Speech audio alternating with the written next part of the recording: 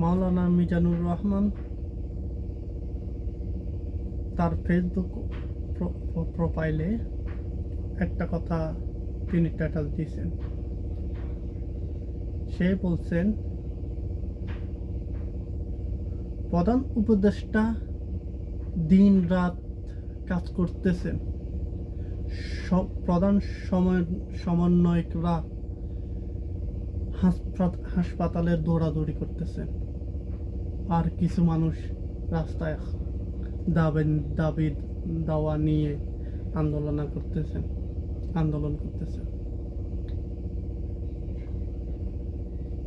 দেখুন, আমার একটা ওপিনিয়ন আছে। আমি বাংলাদেশের নাগরিক, আমার একটা ওপিনিয়ন আছে। আমরা সবাই জানি 18 কোটি মানুষ সবাই জানি এখন দেশের পরিস্থিতি কেমন। একজন স্বৈর শাসক 15 বছর আমাদের উপর চেপে ধরে আছিল, মাথার উপর একটা বোঝা ছিল। সেটা আমরা আমাদের ছাত্র ভাইরা, আমাদের মাদ্রাসার ছেলেরা, আমাদের ভার্সিটির ছেলেরা, আমাদের জনগণ, সব শ্রেণী পেশার মানুষ একসাথে হইয়া আমরা এই স্বৈর শাসককে আমরা দূর করছি, মাথার উপর থেকে হটিয়েছি। আমরা সবার এখন কি দায়িত্ব? আমাদের দায়িত্ব হচ্ছে, আমাদের যে নতুন সরকার হয়েছে তাকে আমাদের সাহায্য করা, সহযোগিতা করা। আমরা কিভাবে আমাদের নিজ দায়িত্বে কিভাবে সাহায্য করতে পারে সেটা আমাদের ভাবতে হবে। এখন যারা মাঠে আন্দোলন করতেছে বিভিন্ন দাবি দাওয়া নিয়ে, 15 বছর ধরে ওনারা কই ছিলেন? তখন তো একজনকে রাস্তায় দেখি নাই, একজনকে প্রধানমন্ত্রীর কার্যালয়ের সামনে প্রতিবাদ করতে দেখি নাই। এখন কেন তারা বিভিন্ন দাবি দাওয়া নিয়ে প্রধান উপদেষ্টা কার্যালয়ে আসা আন্দোলন করতেছে? দেখুন,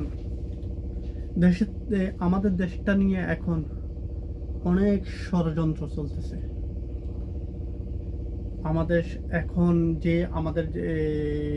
সরকার ব্যবস্থাকে এখনো দুর্বল, কেননা তারা বেশি সময় ধরে ক্ষমতায় নেই। তারা এখন সব কিছু সমস্যার দিকে হাত দিতেছে, আস্তে আস্তে সব কিছু গোছাই আনার জন্য, নিজের আয়ত্তে আনার জন্য চেষ্টা করতেছে। এই সময় যদি আমরা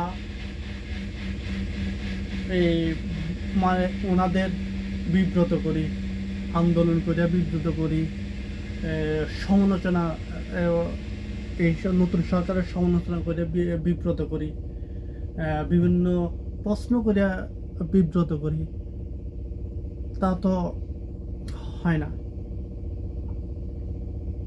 আমি মনে করি আমাদের এখন চুপ থাকা উচিত, কেননা আমাদের যে চাওয়াগুলা, আমাদের যে দাবিগুলা ওনারা প্রতিশ্রুতি তো আমাদেরকে দিয়েছেন, আমাদেরকে আশ্বাস করছেন। তারা তো সুপারম্যান না, তারা তো